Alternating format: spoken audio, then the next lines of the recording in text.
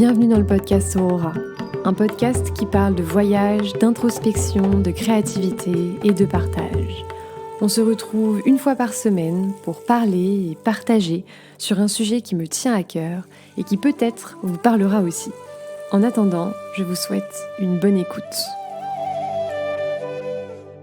Eh bien, bonjour à tous, j'espère que vous allez tous bien. Aujourd'hui, je suis trop ravie de vous retrouver, alors comme à chaque fois, mais parce que je vais vous parler d'un sujet qui me fait du bien, qui est que nous sommes des êtres magnifiquement complexes et c'est ce qui fait que nous sommes uniques. Alors, c'est bien joli dit comme ça, mais qu'est-ce que je veux dire par là ?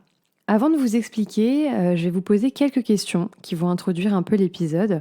Alors la première, c'est qu'est-ce qui fait que vous êtes vous. Ensuite, c'est qu'est-ce qui chez vous vous rend unique. Et vous êtes-vous déjà autorisé à explorer votre complexité, votre monde intérieur. Je vous pose ces questions parce qu'après un déclic il y a quelques jours, je me rends compte qu'on est tous uniques. Et j'ai vraiment envie aujourd'hui de vous inviter à partir en exploration de vous-même. Explorer qu'est-ce qui fait que vous êtes vous, qu'est-ce qui fait que vous êtes unique, votre personnalité, vos passions, vos forces, vos faiblesses. Essayez et testez. Et en fait, je me suis vraiment rendu compte que ce soit par les réseaux sociaux, la société de manière générale, ou même parfois la pression familiale, amicale, etc., ça peut être plein de choses, on peut être poussé à rentrer dans des cases pour pas faire de vagues, pas trop sortir du cadre. Et ça nous mène à tout simplement être pas forcément heureux, même pas du tout parfois, perdre confiance en soi et à douter de tout, voire même parfois ressentir tout ça dans notre corps physique qui va venir traduire ces mots, MAUX, par des douleurs diverses dans le temps qui vont nous suivre. Alors, je vais vous parler de mon cas personnel pour un peu expliquer ce que je veux dire. Pendant longtemps, et je pense que vous l'avez compris, je m'étais enfermée dans une case, celle de juriste, un choix qui, à l'époque, n'était pas forcément, même pas du tout intuitif ou de volonté profonde. J'ai suivi le move, ce qui, je pensais, allait correspondre à ce qu'on attendait de moi, ce que la société et le système éducatif m'ont appris et attendaient de moi aussi. Entrer dans une case sans vraiment se connecter à ce que j'étais, ce que je voulais, etc. Alors je dis pas, je suis très fière honnêtement d'être passée par là, d'avoir réussi ces années d'études et d'être arrivée où est-ce que je suis arrivée, parce que ça m'a appris beaucoup déjà sur moi et ça m'a donné des bagages précieux aujourd'hui qui m'accompagnent et que j'utilise. Mais ce dont je voulais parler, c'est qu'à cette époque, je sentais que j'étais déconnectée de ce que je voulais et qui j'étais vraiment. Même mon corps me le disait, je me souviens que je me sentais m'éteindre et ça a mis des années avant que je me ressente un peu revivre, etc. Ça commence là. Mais à cette époque, je cherchais sans cesse le sens à ce que je faisais. J'étais perdue, je me souviens que parfois même je regardais dans le vide pendant de longues minutes. J'avais même pris une vidéo à un moment donné pour me souvenir de ça. On voit la détresse dans mes yeux et je me déconnectais complètement de la réalité en fait. Et ce qui est fou, c'est qu'à cette époque, je me souviens qu'un jour, je suis sortie d'une séance de psy et en rentrant, assez intuitivement, je me suis mise derrière mon bureau et j'ai commencé à dessiner, peindre une image qui m'était venue pendant la séance et après. Alors il faut savoir qu'à cette époque, j'étais vachement déconnectée de ma créativité, donc ça m'avait vraiment fait beaucoup de bien de me reconnecter à elle. Je sais pas, c'était venu comme ça. Il fallait que je mette ça sur papier. Et on est ressorti une peinture d'une femme avec les yeux fermés qui est très apaisée. Et au-dessus de sa tête, dans sa tête d'une certaine manière, à la place de ses cheveux, il y avait des fleurs. Des fleurs de plein de couleurs qui étaient fleuries, de différents types, etc. Je vous la partagerai sur Instagram et je la mettrai aussi, je pense, dans la vidéo YouTube pour que vous voyez. Mais avec du recul, et si je vous en parle aujourd'hui, c'est que cette peinture, elle est très symbolique. Parce que dans mon environnement, à l'époque, qui ne me correspondait pas, je représentais un peu pour la première fois ce que je voulais être et ce qui voulait ressortir à ce moment-là de ma tête. Ce monde intérieur que je voyais pas et qui voulait juste être vu pour enfin me connecter à moi et mes projets, etc. Et à l'époque, je connaissais pas du tout l'art-thérapie, mais en parlant maintenant, c'est de l'art-thérapie que j'ai fait à l'époque, inconsciemment. J'ai mis sur papier quelque chose qui voulait ressortir, dont j'avais même pas forcément conscience, mais qui était là et qui est ressorti à ce moment-là et dont j'avais besoin. Et pour moi, aujourd'hui, quand je regarde cette peinture, elle symbolise vraiment la beauté de notre être, toute notre complexité, les idées qui fleurissent, qui vont, qui viennent, la dureté aussi des traumas qu'on peut vivre et qui nous marquent, qu'est-ce qu'on en fait, mais aussi nos multiples facettes, nos parts qui peuvent être liées à notre personnalité ou aussi à notre vécu de vie. Et chacune de ces fleurs représente à un instant T quelque chose de moi. L'une, ça va être mon côté créatif, l'art-thérapie ou la créativité. Une autre fleur, ça va être la danse. Une autre, ça va être mon côté solitaire. Une autre fleur, ça va être mon côté un peu distante et froide. Puis l'autre, ça va être ma sensibilité, ma vulnérabilité. Voilà, toutes ces fleurs qui font que je suis moi. En fait. Et j'espère que je suis pas en train de vous perdre avec mon histoire de fleurs, mais c'est vraiment se rendre compte qu'à l'intérieur de nous, on a tout un monde, que chacun a le sien, que le mien est unique, le vôtre est unique, et ça fait énormément de bien, je trouve, de s'en rendre compte. En prenant conscience de ça, aussi simple que cela puisse paraître, parce que, on dit comme ça, wouhou, on est tous uniques, etc., mais ça va même plus loin que ça.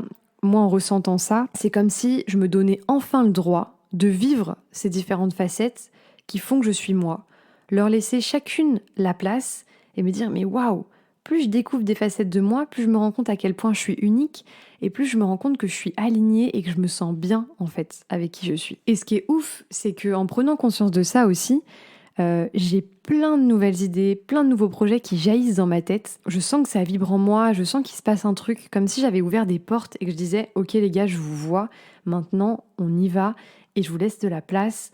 Et je vous accepte toutes et let's go pour de nouveaux projets. Et ça me donne de l'inspiration pour des nouveaux projets qui viennent tout seuls.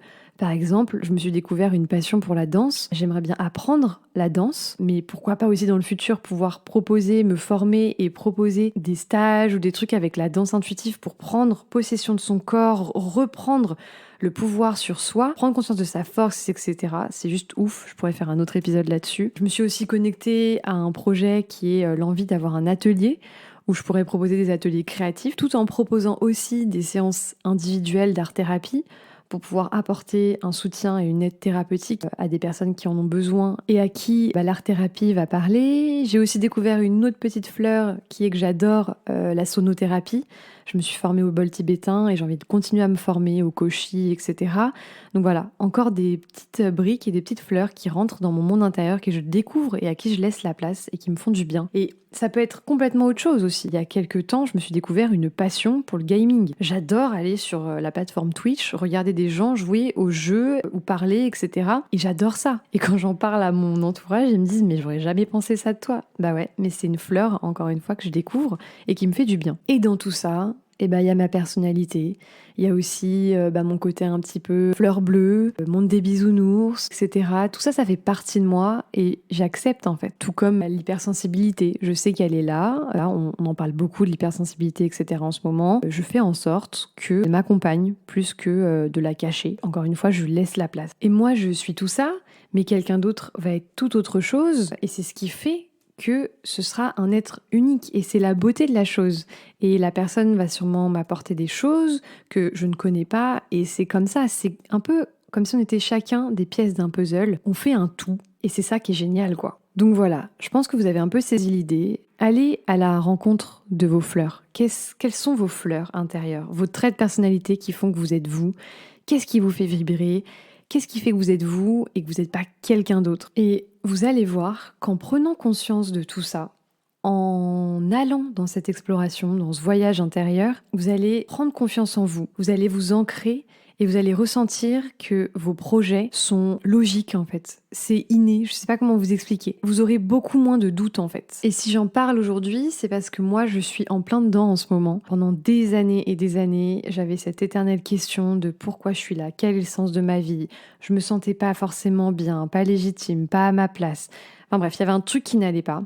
Et là, depuis quelques semaines, je suis passée à l'action et je suis en train vraiment de me connecter à ce que je suis et de lâcher toutes les cases dans lesquelles j'ai pu me mettre, toute la pression extérieure qu'on peut me mettre, comme oui mais t'es perché, oui mais Aurore elle est dans son monde, etc. Plus je me détache de tout ça et plus en fait je ressens à l'intérieur de moi mon monde intérieur et que c'est juste que je suis comme ça, c'est moi et que je suis heureuse en fait d'être alignée avec ça, plus je sens que je suis sur mon chemin et que je prends confiance en moi. Et en parlant là, ça m'inspire un exercice d'art-thérapie. Pourquoi pas représenter nos différentes facettes avec ces fleurs. Je vous le ferai peut-être sur Instagram, mais ouais, ça peut être une bonne idée. Rien que ça, l'inspiration.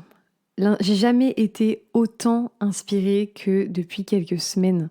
Je sens qu'il y a plein d'idées qui jaillissent en moi, etc. Et c'est là que je me dis, ok, mais Aurore, c'est ça en fait ton truc. Et concernant cette exploration de votre monde intérieur, ce qui fait que vous êtes vous, etc., je pense que ça commence en prenant conscience des cases dans lesquelles nous sommes. Écouter son corps qui nous dit si on y est bien ou pas, etc. Alors je dis pas, parfois une case convient parfaitement à une personne. Ça va être une question de personnalité.